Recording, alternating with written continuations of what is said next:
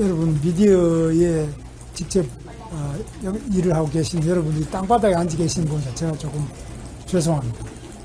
앞으로 아마 좀 편안하게 이렇게 말씀드릴 수 있는 기회가 있으면 좋겠고, 오늘은 여러 후보님들이 참 훌륭하신 분들이 많은데 제가 이렇게 같이 하게 돼서 기뻤습니다.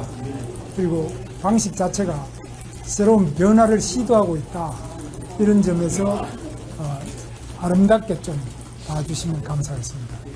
혹시 뭐 질문 있으면 하시고, 제가 오늘 1시에 우리 개소식 바로 옆에 대합빌딩 6층에 개소식이 있습니다. 그래서 많이 취재해 주시고 보도해 주시면 좋겠습니다. 혹시 질문? 장관님, 야당발 증세 감세 이야기 나오고 있습니다. 오늘 장관님은 세금 정책 어떻게 추진하실 건지요? 감세 증세요? 저는 감세론자입니다. 과감하게 세금을 깎아야만, 그래야만 우리 국민들이 주머니가 두둑해지죠. 국민들에게 들어가는 돈을, 그 주머니를 다 세금을 통해 가지고 정부가 가지고 제대로 쓰고 있느냐. 저도 정부 예산, 지방정부나 중앙정부나 예산을 많이 다뤄보고 국회에서도 예산위원을 제가 9년 이상 해봤습니다만, 정말 국민이 알면 분노하실 겁니다. 세금 깎아야 돼요. 같은 질문인데 아까 아침에 발표된 이재명 대표 세종 집무실 이전에 대한 입장하고 차기 집무실 어디 갔어? 집무실은 글쎄 그거는 아직까지 조금 봐야 되는, 제가 이제 전번에도 말씀드렸습니다만, 이번에 윤석열 대통령 공수처 체포 과정에서 수천 명의 그 경찰이 몰려오니까 뭐 우리 한남동 공간이라는 것이 얼마나 옹색한 곳이냐, 그걸 많이 그 TV로 전 세계에서 봤을 겁니다. 그래서 그런 부분은 상당히 제가 답답하고 안타깝게 생각을 했습니다. 자세한 것은 나중에 좀 더 검토를 해보도록 하겠습니다. 관저 말고 대통령 집무실에 대해서 어디 갔죠? 그러니까 집무실 또 지금 과연 이게 집무실과 관저가 떨어지고 또 이게 지금처럼 그렇게 있는 게 맞느냐, 이런 거 여러 가지로 많은 검토할 점이 있겠습니다. 그래서 대통령이 자리하는 것을 옛날 말로는 궁이라고 그러고, 지금 말로는 바로 관저 또는 집무실, 대통령실. 그리고 미국 같은 경우는 사실 화이트 칼라, 불타고 습격도 받았지만 그 화이트하우스 자체를 오랫동안 지켰잖아요. 그래서 우리나라도 지금 뭐 여러 가지 면에서 어떻게 지난번 바뀌었습니다만 검토할 점이 많이 있습니다. 여러 측면에서 많은 논란이 있는데 이 의견을 수렴해서 결정하도록 하겠습니다. 장관님, 어제 헌법재판소 결정으로 한덕수 이제 총리랑 단일화 사례 좀 타격이 있는 게 아니냐, 이런 보도 나오는데 어떻게 보세요? 지금은 이제 우리 경선의 시간이다. 우리가 좀 경선을 제대로 해야 되는데, 그렇게 카메라가 이제 권한대행한테 조금 많이 비춰지는 것도 사실인데, 우리 경선을 하여튼 많이 비춰주시고 저희도 열심히 뜨겁게 하겠습니다. 됐죠? 네. 네. 윤 전 대통령과의 관계 설정 좀 어떻게 해야 된다고 보시는지? 저하고요? 당하고? 당과 당과 윤석열 대통령의 관계는 그건 이제 그것도 당론을 가지고 이제 결정해야 되는데, 다만 제가 좀 문제가 있다고 보는 것은 대통령이 레임덕이 시작되거나 대통령이 좀 문제가 생기면 출당, 이렇게 그 대통령, 자기들이 뽑은 대통령을 잘라냄으로써 위기를 모면하고 지지율을 회복하려고 하는 거 있는데, 이건 책임 있는 정치는 아니라고 저는 생각합니다. 책임 있는 정치는 항상 잘못도 내 탓이고 잘한 것도 내 탓이다고 생각해야지.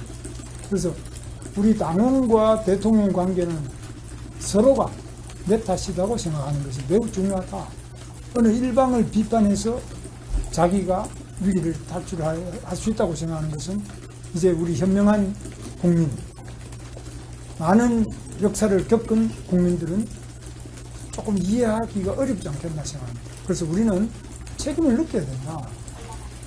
잘한 거나 못한 거나 책임과 또 자기 나름대로의 그런 동일체 의식을 가져야지 그걸 잘라내면 나는 살 수 있고 당신은 뭐 알아서 해라. 이런 식으로 계속 해왔잖아요. 우리 정치권이. 그러니까 국민의힘 또 당명도 너무 많이 바뀌었습니다. 제가 들어올 때는 민주자유당으로 들어왔는데 아마 5, 6번 이상은 바뀌었다고 보는데 그것도 선거 때마다 옷을 바꿔 입고 나오고 뭐 파란 거 입고 난 들어왔는데 지금 빨간 거 됐죠. 뭐 바람직하지 않다.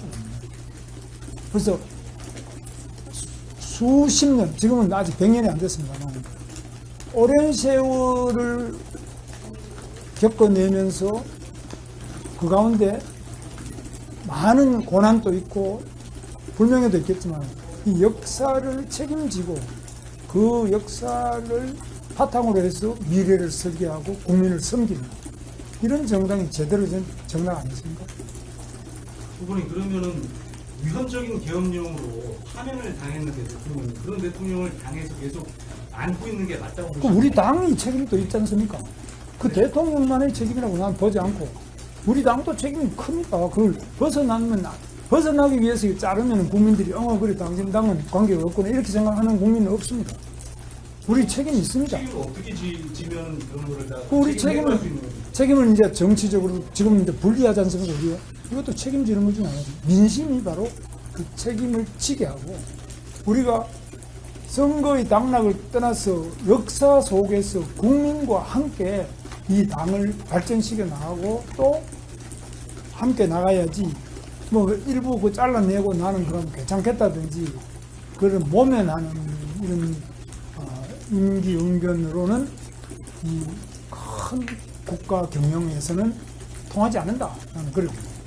하지만 참 마속의 심정으로 해야 그런 걸 잘못한 것을 다시 바로 그런 일을 벌이지 않도록 할 수 있게 하려면 그런 거 단절과 그런 게 필요한 거 아니겠습니까? 그거는 이제 당에서도 그런 기구가 있죠. 뭐 윤리위원회도 있고 각 최고위원회 여러 가지 위원회를 통해서 그 잘못에 대해서는 평가하고 거기에 대해서 뭐 출당을 할지 뭐 어떻게 할지 이런 걸 이제 정하여 나가는데 그 통상 지금까지 이제 제가 정치권에 들어온 건 1994년인데 그 이후에 한 30여 년을 보면 무책임하다. 저는 그렇게 생각하고 있습니다. 고쳐야 됩니다. 책임을 져야 됩니다. 어떤 경우든지. 예, 또 다른 질문 있으십니까? 예, 그럼 여기까지 그럼 마무리하겠습니다. 예, 그래서 하여튼 오늘 뭐 여러분들 정말 이렇게 많이 관심을 가져주셔서 감사드립니다. 우리 국민의힘이 부족한 것, 잘못된 것 이런 거 비판해 주시고 저희들도 고쳐서 새롭게 앞으로 힘차게 나가겠습니다. 감사합니다.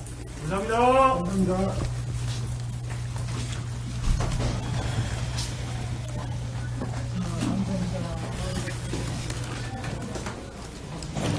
고생 많으셨습니다.